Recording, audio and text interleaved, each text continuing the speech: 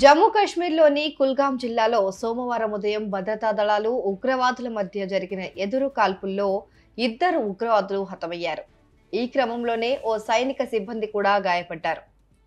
అధికారులు తెలిపిన వివరాల ప్రకారం జూనియర్ కమిషన్డ్ అధికారి పరిస్థితి విషమంగా ఉన్నట్లు తెలుస్తోంది. ఉగ్రవాదులు ఉన్నారన్న పక్కా సమాచారంతో భద్రతా దళాలు గుడార్ అటవీ ప్రాంతంలో సెర్చ్ ఆపరేషన్ ప్రారంభించాయి. ఇదే సమయంలో ఉగ్రవాదులు భద్రతా దళాలపై కాల్పులు జరపడంతో ఈ ఎన్కౌంటర్ జరిగింది. ఉగ్రవాదులు కాల్పులను భారత్ సైన్యం తిప్పికొట్టింది. ఈ సమయంలో ఇద్దరు ఉగ్రవాదులు హతమయ్యారు. ఒక జూనియర్ కమిషన్డ్ అధికారి గాయపడ్డారు.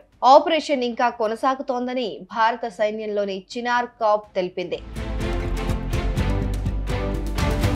ఇక ఆదివారం అర్ధరాత్రి జమ్మూలోని ఆర్ఎస్పురా సెక్టార్లోని అంతర్జాతీయ సరిహద్దు వెంబడి భారత్లోకి ప్రవేశించేందుకు ప్రయత్నిస్తున్న ఒక పాకిస్తాన్ చొరబాటుదారుడిని భద్రతా దళాలు అరెస్ట్ చేశాయి.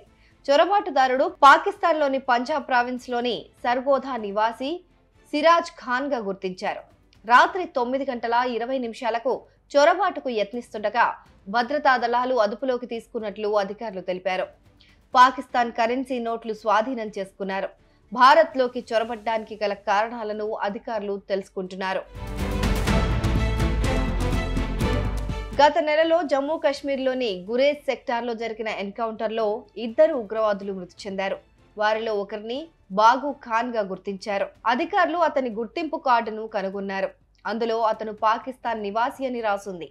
అతన్ని సముందర్ చాచా అని కూడా పిలుస్తారు అని అంటున్నారు. ఈ ఉగ్రవాదికి హిజ్బుల్ ముజాహిద్దీన్ తో సంబంధాలున్నట్లు తెలుస్తోంది.